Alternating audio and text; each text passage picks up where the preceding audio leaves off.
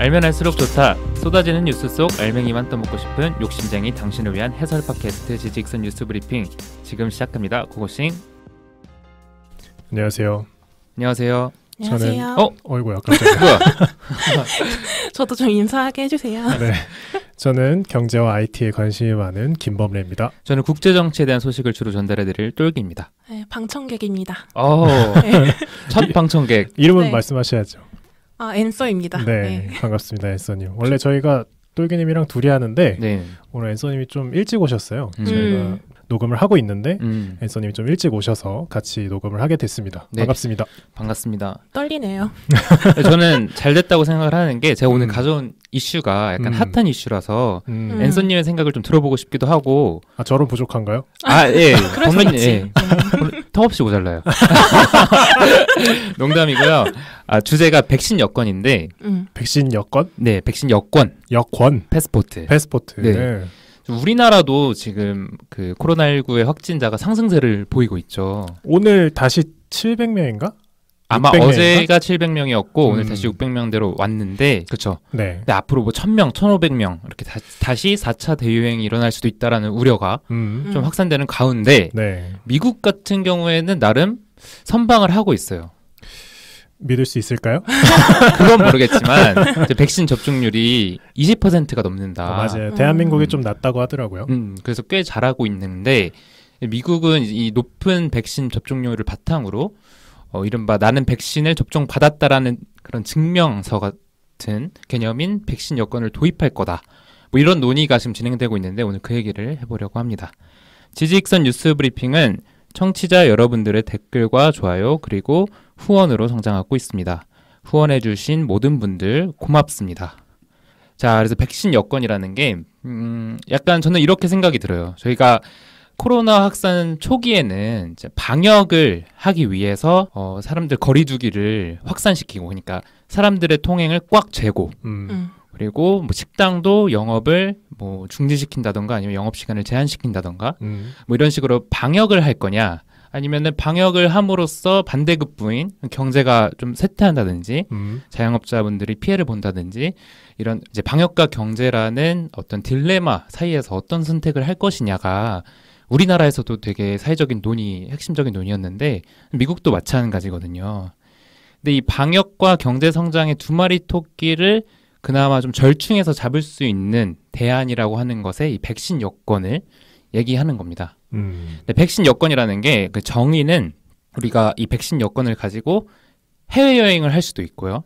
이런 경우에는 나라와 나라 사이에 어떤 협약을 좀 맺어야겠죠. 너네 나라 백신 여권 우리가 승인해줄게, 우리나라 것도 승인해줘, 뭐 이런 개념이 있을 수도 있고, 해외여행이 아니라 국내에서도 이거를 마치 통행증처럼 갖고 다닐 수 있는 것도 우리가 백신 여권으로 생각을 하시면 됩니다. 그래서 지금 미국 같은 경우에는 4월 6일이었나요? 4월 7일에 백악관에서 공식적으로 미국 정부는 연방 차원에서 백신 여권 도입을 논의하지 않겠다. 않겠다? 네, 안 하겠다는 거예요. 갑자기 반전이네요. 네. 그러니까 이게 여러 가지 뒤에서도 얘기할 거지만 여러 가지 논의가 많아서 연방 차원에서는 검토하지 않겠다라고 단호하게 일축을 했고요. 그러면 주 차원에서 알아서 해라 뭐 이런 느낌인가요? 그렇죠. 주 차원에서 알아서 하는데 대신에 백신 여권이라는 게 필히 개인정보를 담을 수밖에 없기 때문에 그 개인정보를 어떻게 다룰 것인지에 대한 가이드라인 정도는 우리 연방정부가 그 정도는 우리가 제정해서 나눠줄게, 이렇게 말한 상황입니다. 이거를 한다고 봐야 될지 안 한다고 봐야 될지 각 주의 어떤 자치에 맡긴 건데 그래서 발빠르게 움직인 게 뉴욕이에요. 이름이 엑셀시오르 패스라고 하는데요. 시장님? 시장님이래. 뉴욕시 시장님 맞죠? 아닌가? 쿠오모죠. 네. 그 뉴욕 시장. 옛날에 빌 블라시오 시장님이랑 이름 헷갈리신 것 같아요. 모르겠어요.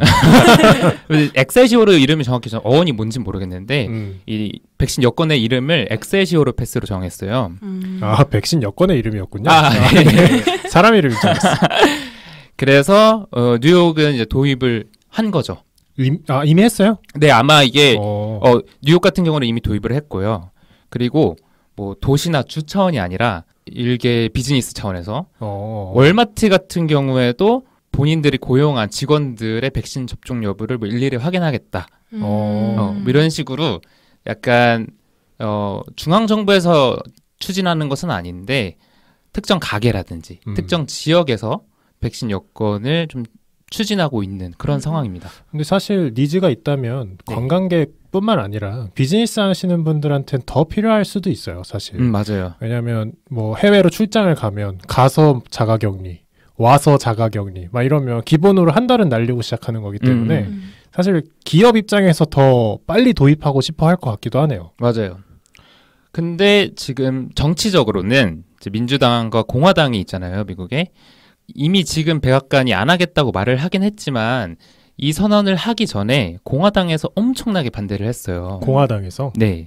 정치적으로는 나쁘게 보자면 내년 중간 선거가 있는데 그때까지 이 이슈를 끌고 가서 백신 여건을 도입하려고 하는 것은 바이든 정부의 시민들의 자유를 침해하려는 음모다.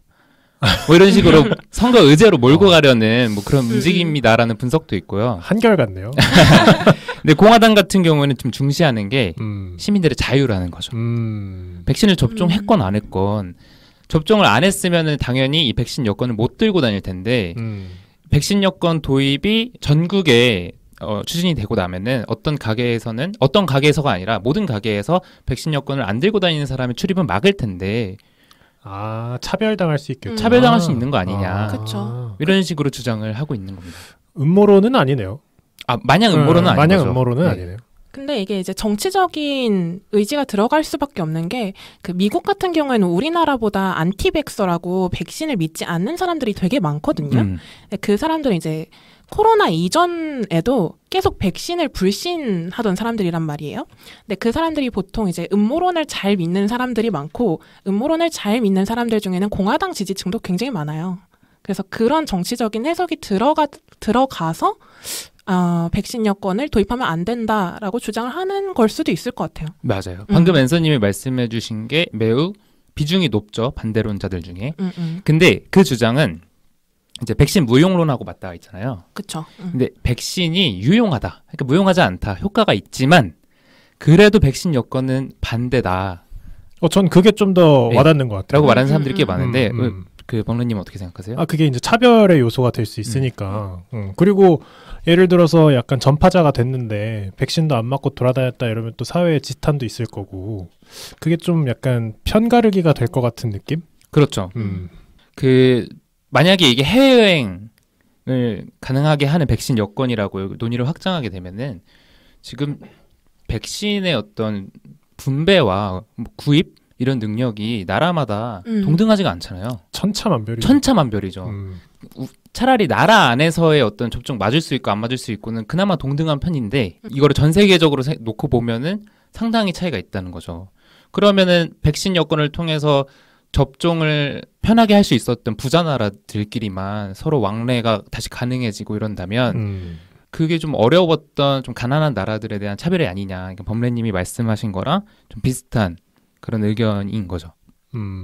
또 다른 반대 주장으로는 백신이 유용하긴 하다. 분명히 뭐 면역 효과가 분명히 있을 텐데 완벽한 것은 아니니 이 백신 여건이라는 제도가 도입되고 나면 사람들 마음속에 false confidence, 그러니까 잘못된 자신감을 심어줄 것이다. 그러면 저희도 보통 셋끼리 같이 이제 녹음 끝나고 집에 갈 때 지하철 2호선에 사람이 이렇게 많았나 하면서 놀랄 때가 많잖아요. 사실상 2호선은 종식됐죠. 근데 그게 사람이 많아졌던 시점이 가만 생각을 해보면은 그 우리가 언론에서 접하는 확진자가 줄어드는 시점하고 좀 겹칠 때가 많아요. 아무래도 그렇죠. 네, 뭐 술집도 다시 오픈하고 카페도 뭐 자리 오픈하고 뭐 그러기 시작하면 이제 심리적 장벽이 좀 낮아지니까. 네, 그렇죠. 이제 백신 여건을 도입한다 이러면은 사람들 마음속에 끝났다. 근데 백신이라는 게 도움을 주기도 하지만 완벽한 것은 아니니 절대 아니죠. 네, 그렇게 늘어나는 통행자 수를 감당할 수 없다. 감당할 수 있겠느냐 뭐 이런 주장이 있는 거죠. 약간 그런 거랑 비슷한 거네요. 난 백신을 맞았으니 마스크를 안 쓰겠다. 그거랑 좀 비슷한 맥락으로 보이네요. 사실 마스크를 안 쓰는 거는 백신을 맞은 거랑 사실 크게 관련이 없을 수 있거든요. 그런 느낌이 좀 있네요. 그렇죠. 그리고 또 다른 반대 주장이 이제 백신 여건의 어떤 신뢰도에 관련된 건데 이 백신 여건이 과연 진품일까? 그러니까 원대원 매칭이 되느냐? 진짜 맞은 사람만, 그러니까 진짜 면역이 있는 사람만 그 여권을 들고 다니는 게 맞느냐? 그렇죠. 약간 그 조작이 가능할 수 있다. 조작도 가능할 수 있고 사실 여권 도난도 심심치 않게 일어나잖아요. 아, 그렇죠. 특히 대한민국 여권은 네. 갈 수 있는 나라가 많아서 네. 외국에서 많이 훔쳐가는 걸로 알고 있는데 제가 경험해봤거든요.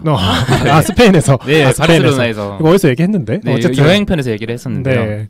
그런 느낌으로 약간 백신 여권을 발행한 나라의 여권이 좀 더 많이 도난될 수 있을 수도 있겠네요. 그렇죠. 그렇게 된다면은 여권의 신뢰도가 전체적으로 낮아지는 결과를 가져오면서 사실 뭐 몇백억을 들여서 도입을 했던 백신 여권 자체가 약간 다시 무용화가 되는 그런 결과를 낳을 수도 있는 거죠. 근데 아무래도 뭐 여러 가지 반대 주장 중에서도 가장 공정성이라는 것과 맞닿아 있는 것은 아까 말씀하신 차별화의 도구로 사용될 수 있다라는 문제와 그리고 사생활 침해 도구로 사용될 수도 있다라는 그런 문제인 거죠. 사생활 침해는 어떤 면에서 사생활 침해가 된다는 거예요? 그러니까 백신 여권이라는 것에 담아있는 정보가 단순히 이 사람이 백신을 접종했다 안 했다만은 아닌가 봐요. 그러니까 아무래도 그렇죠. 뭐 거주지도 있어야 될까. 그쵸. 어쨌든 신원이 확인되고 그 사람이 백신을 맞았다. 여기까지 연결이 돼야 되니까 네. 좀 많은 정보를 포함하겠죠. 그치, 뭐 건강 정보도 포함이 되어야 연락처도 되고. 있어야 될 거고. 그렇죠. 근데 코로나 이전에는 우리가 신분증이라는 걸 들고 다니긴 하지만 여기서 어느 뭐 실내 공간이라든지 어떤 영업점에 들어갈 때마다 내야 하는 그런 물품은 아니었어요. 그죠. 단순히 정말 뭐 술 살 때나 그렇죠. 뭐 투표를 할 때나 제한적인 상황에서만 제시를 하는 그런 형태였는데 백신 여권이라는 것은 상황이 제한적이지 않고 거의 모든 상황에서 백신 여권을 남에게 보여주고 나의 개인 정보를 누군가에게 제공을 해야 하는 상황이 매번 있게 된다는 거죠. 개인 정보의 보호에 더 취약해질 수 있다라는 것이 이 백신 여권을 둘러싼 논의입니다. 근데 사실 이제 국내로만 보면은 수치적으로 집단 면역이 이미 이루어졌다는 판단이 들면은 그때부터는 사실 백신 여권이 있고 없고가 큰 문제가 안 될 것 같기도 하거든요. 저는 반대로 사실 백신을 맞는 목적 중에 하나는 전 국민 100%를 다 맞게 하겠다라기보다는 이 질병의 확산도랑 계산을 해서 뭐 몇 퍼센트 정도 백신을 맞으면 집단 면역을 이룰 수 있다라는 계산하에 맞는 거잖아요. 네. 근데 그 백신 여권이라는 것은 혹은 백신 신분증이라는 거는 그거랑 완전히 결이 다른 것 같아요. 맞은 사람 안 맞은 사람을 구분하겠다는 얘기잖아요. 그럼 집단 면역이 형성이 돼서 이제 좀 접종을 늦추기 시작하면 네. 안 맞은 사람이 굉장히 불리한 조건에 처해지지 않을까. 이미 집단 면역은 형성이 됐는데 네. 내가 백신을 안 맞았다는 이유로 막 식당에서 쫓겨난다든지 네. 그런 이슈가 좀 있지 않을까요? 그런 이슈가 좀 있을 것 같아서 백신을 맞고자 하는 목적이랑 조금은 다른 결인 것 같기도 해요. 요 신분증 같은 느낌의 그런 체크 시스템은. 저는 두 분의 이야기를 듣고 모두 반론이 있는 게 벌렘님 말씀처럼 벌레님이 아니고요. 네, 죄송해요. 제가 같이 미음 발음을 잘 못해요. 범레님의 말씀처럼 집단 면역이 형성이 되고 난 뒤에는 오히려 차별화의 도구로 쓸 수 있다는 건데, 그러니까 제 생각에는 좀 더 친백신 여권 사이드에서 얘기를 하자면 차별이 돼야 맞는 거죠. 이미 집단 면역이 형성이 됐는데. 근데 집단 면역이라는 게 한 국가 단위에서의 면역을 얘기하는 거 아닌가요? 맞아요. 지금 말하는 건 국가 단위로 그렇죠. 봤을 때. 그렇죠. 근데 만약에 아직 면역 상태가 아닌, 그러니까 코로나19에 감염됐을지도 모르는 손님이 내 영업점에 만약에 이 사람이 진짜 집단 면역 버블 밖에 있는 사람이고 심지어 코로나19에도 감염된 사람이라면 약간 만에 하나. 네, 만에 하나. 그건 가능할 수 있죠. 그러면 다른 가게는 이제 백신 여권 집단 면역의 힘을 받아서 열심히 뭐 호황도 누리고 하는 상황에서 내 가게만 피해를 입을 수 있는데 그럼 당연히 그 집단 면역 받지 않은 사람들, 즉 백신 여권을 안 들고 다니는 사람들은 나의 손님으로서는 제외해야 되는 거 아니냐는 거죠. 그리고 그래서 그 앤서님의 말에도 반론이 되는 게 70%의 접종률을 채워서 집단 면역이 형성이 되었다고 언론에서 얘기를 해도 여전히 30%의 사람들에 의한 내 영업점, 나의 공간이 감염에 노출될 가능성은 존재를 하는 거예요. 조금 조금 위험한 발상이지 않나라고 생각을 하는 게 차별을 할 수 있기 때문에 아니요 백신을 못 맞는 분들이 계시거든요. 네. 그렇죠. 그러니까 체질적으로 못 맞는 분들이 계실 거예요 분명히. 그렇죠. 아스트라제네카 같은 경우도 지금 희귀혈전을 가진 분들한테는 희귀 백혈구인가 적혈구인가 어쨌든 뭔가를 가지고 있는 분들한테 혈전이 생겨가지고 네. 막 접종을 잠깐 보류하기도 하고 금지한 나라도 있고 하잖아요. 네. 그런 분들은 맞고 싶어도 못 맞을 수도 있는데 이 백신이라는 게 그런 사람들까지 다 표적 주사해서 맞추겠다라는 것보다는 뭐 잠깐 얘기했던 것처럼 70% 혹은 80%를 맞춰서 인간 간 감염의 경로를 차단하겠다. 그게 이제 집단 면역인데 그 목표와 방금 말씀하셨던 백신 여건의 목표가 약간 동상이몽 같은 거죠. 그런 느낌은 있지만 내가 집주인이거나 가게 주인이면 백신 여건 있는 사람만 받을 것 같긴 해요. 네. 그러니까 이게 참 위험한 발상인 것 같아요. 근데 이걸 국가 단위에서 시행한다고 하면은 법무님이 말씀하신 문제점이 확실히 큰 문제가 되기는 하겠네요. 그리고 국가 간도 약간 모르겠네요. 국가 간으로 하면은 이제 아무래도 이제 뭐 공항도 통해서 가야 되고 네. 해서 좀 걸러진 사람들이 이동을 하겠지만 그게 이제 또 뚫리면 이게 뭐 유용한 거냐 무용한 거냐부터 그쵸. 시작해서 이제 뭔가 머릿속으로 막 이제 그려지는데 뭐 예를 들어서 특정 국가에서 네. 들어온 사람이 백신 여건이 있다고 해서 들어왔는데 100명 이상 감염시켰다. 네. 한 번이라도 터지면 네. 내가 보기엔 바로 셧다운 될 것 같은 헤드라인이 느낌? 눈에 보인다 막. 그리고 백신이라는 게 아까도 완벽하지 않다고 이야기를 했지만 실제로도 이제 변이 바이러스에는 대응을 못하는 지점이 있잖아요. 그쵸. 지금 독감도 백신들도 그렇고 사실 다 그러니까. 다 그렇죠. 그러니까 어떠한 단일 백신을 두고 백신 여건을 뒀는데 그 이후에 변이 바이러스가 너무 심하게 퍼져. 그러면은 그때는 또 상황이 달라지는 거잖아요. 완전 새로 시작하는 거죠. 그래서 얘기를 하면 할수록 국가적으로 이것을 시행하는 거는 좀 무리가 있지 않을까 싶긴 하네. 뭔가 대화를 하면서 네. 왜 연방국에서 이걸 안 하겠다고 했는지 알 것 같아요. 그렇죠. 그래서 그 변이 바이러스의 존재가 앤서님이 말씀하신 것처럼 백신 여건의 도입을 주저하게 하는 가장 큰 이유가 될 수도 있는데 지금 상황에서는 뭐 유럽이라든지 뭐 전 세계 여러 나라를 통틀어서 최소 15개 나라가 백신 여건의 도입을 예정 중이거나 검토하고 있다고 합니다. 네. 근데 저도 지금까지 막 반대 논거만 펼쳤지만 저는 해야 된다고 생각은 해요. 그 이유는 관광객 때문이 아니라 비즈니스를 위해서. 그러니까 지금 해외 비즈니스를 못해서 자금줄이 끊긴 회사가 정말 많을 거예요. 네. 물론 뭐 비대면으로 뭐 줌으로 만나고 하고 어쩌고 좀 한계가 있잖아요. 그래서 저는 그런 비즈니스 측면에서는 좀 장려해야 된다고 보고 네. 근데 이걸 확장해서 예전처럼 해외여행 갈 수 있는 건가라고 생각하면 거기까지는 못 갈 것 같아요. 그래서 뭐 정부 인사나 뭐 고위 관료나 아니면 비즈니스 그런 사람들이 오고 가는 데에 이게 쓰이면 좋겠다 그런 생각 정도만 드네요. 그 이상은 안 될 것 같아. 그리고 이거를 10분 이용하고 싶은 사업 영역을 가진 사람들이 있을 건데 저 같은 경우에는 백신 여건을 생각하면 빨리 이거 받아서 페스티벌 다니고 싶다는 생각하거든요. 사실 나도 백신 여건 있으면 보라카에 가서 서핑하고 싶다. 그래서 빨리 도입돼서 여행까지는 못하더라도 최소한 이제 저는 1년에 한두 번은 꼭 페스티벌 가서 스트레스를 풀어야 되는데 네. 이거를 이제 2년 연속 못하고 있으니까 너무 답답하단 말이죠. 근데 저는 커스터머 측면에서 그렇게 얘기하는 거지만 주최 측면에서도 당연히 그럴 거잖아요. 그런 주최하는 사업자들 입장에서는 이거를 빨리 도입하고 싶은 마음이 더 크지 않을까 싶기도 해요. 그래서 오늘 제가 준비한 내용은 일단 여기까지인데요. 굉장히 짧죠. 근데 15개국이나 추진 중이라는 얘기는 좀 놀랍네요. 그렇죠. 근데 뭐 180개 나라 중에서 15개니까 나름 강대국이라고 할 만한 그러니까 백신의 보급이 원활한 서방 국가들 아닐까요? 그렇죠. 중국 아마 포함될 거고. 어느 정도 접종을 진행하고 있는. 약간 백신 여건의 문제를 또 넘어서 접종 자체를 강제하냐 마냐의 문제도 맞닿아 있는 것 같은데. 근데 백신 여건이 백신을 장려하는데 큰 효과를 발휘할 것 같아요. 그렇죠. 인센티브를 주는 거니까. 안 맞고 싶어도 해외 출장 가야 되면 우선 맞아야지 뭐 어떡해. 그런 느낌이 좀 있을 것 같고 그렇게 해서 좀 백신 접종률을 높이려는 서방 국가들의 플랜도 있지 않을까. 네.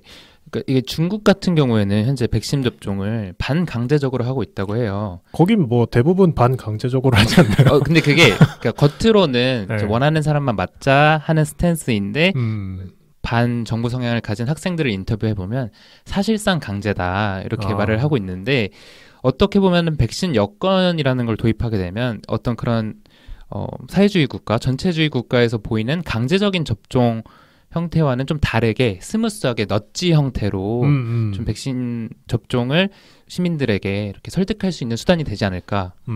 그런 약간 중간 정도의 타협책이 되지 않을까 하는 점에서는 또 도입에 좋은 생각을 갖게도 됩니다. 저는 분명히 효과 있을 거라고 보는 게 그냥 지나가는 직장인들한테 아스트라제네카 맞으실래요? 이러면 제가 보기엔 한 열에 두셋은 좀 찝찝해요. 라고 얘기할 것 같은데 네. 이거 맞으면 해외여행 갈 수 있는데요? 라고 하면 내가 100%야. 100% 다 맞을 거예요. 그쵸. 분명히. 안 가더라도 우선 맞고 보자. 언제 내가 해외여행에 가게 될지 모르니? 약간 그런 느낌으로 너도 나도 맞겠다고 막 할 것 같은 느낌이 좀 있네요. 네. 네, 오늘 준비한 내용은 여기까지고요. 네, 그리고 빨리 코로나19가 종식되었으면 하는 희망을 안고 오늘 얘기 여기까지 마무리하도록 하겠습니다. 들어주셔서 감사합니다. 감사합니다. 감사합니다.